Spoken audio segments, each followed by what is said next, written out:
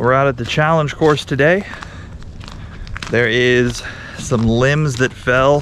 Today is not an outdoor adventure situation. Today I want to talk about some other things that have been happening kind of in my life and some mentorships that I've been able to give some people. But check out what I'm talking about. All of that down. We got these super good briars all over the place. I mean, this pathway, yep, that sounds about right. That's super good. I mean, this is the path right here.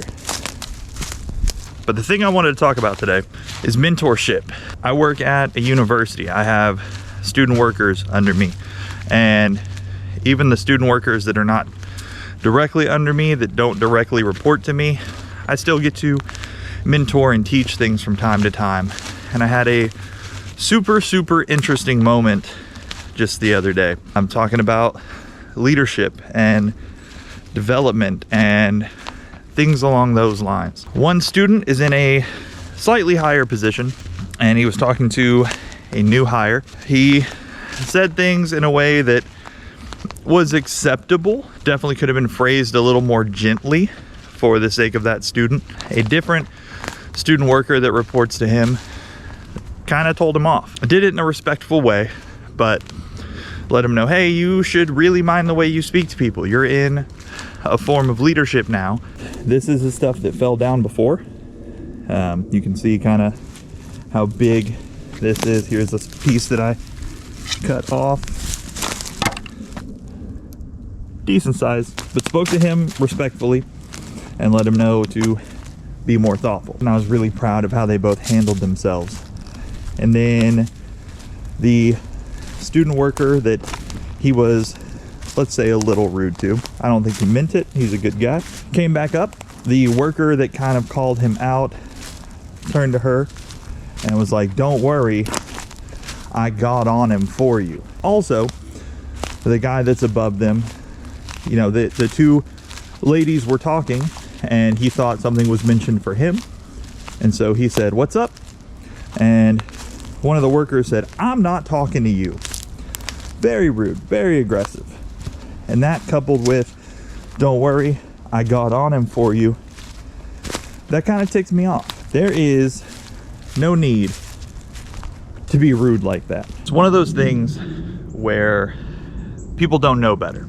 And when people don't know better, I feel like it is our responsibility as professionals, as mentors, to take the time to teach them better.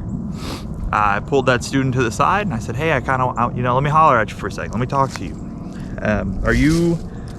Are you aware of what just transpired? Are you aware of the way you spoke to someone who is leadership in your area? I mean, you know, he made me mad, which is fine. And, you know, I'm not unfamiliar to the mistakes of getting mad and saying something that maybe you regret later or blowing your top, but we learn. And this was an opportunity for this student to learn. We sat down and I talked about, you know, he's above you, but he also trusts you, right? When you have someone who is in leadership over you and they trust you, that's an important seat to be in. It means that there is something valued in you and they're taking an interest in you, right? But when you degrade that person, that leader above you, especially in front of other people, it has a lasting negative effect. There is a chance that now that leader is going to look at her and go, oh, she talked about me in front of other people, and now she doesn't have my ear. She wants to take over that role when he leaves, when he graduates. What better endorsement could there be than the current guy leaving, signing off that you should be the replacement? And we talked about leadership and we talked about development. That's huge. I think that's the most important part of what I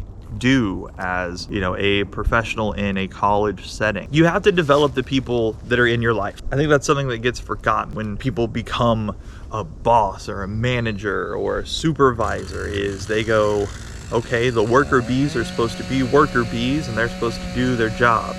And yes, they are. They're there to do the job that has been assigned to them. My worker bees, their job is to hang out in the rock wall and belay people, or lead a camping trip, or, you know, be in charge on the challenge course when we're out here and there's people and it's not freezing. But their lives are so much more than that. And my job is not to just make sure, like, yes, everyone has belayed, everyone has, you know, cooked a meal on the camping trip. My job is to teach them those life skills, and that's your job too, whoever's watching this. Whether you're in a management role now, or whether you aspire to be in a management role, or even if you're someone who gets managed, you know, it's a two-way street. My job is to manage my employees and to teach them things and make them better people. Their job, along with all the other clearly defined tasks, is to be teachable. If you are someone who has leadership over you, and you are someone who is just starting out, you're a rookie, you're an apprentice, you're an entry-level position, whatever you are, be teachable. Let the person above you know what you need and let them help you. Like, I have workers who are like, hey, I have no idea how to make a budget. Okay, let me show you. Hey, I have no idea, you know, how to write a professional sounding email, or I don't know how my resume looks. Let me help. Let people help. And when they offer that help, decide if that's the help you want.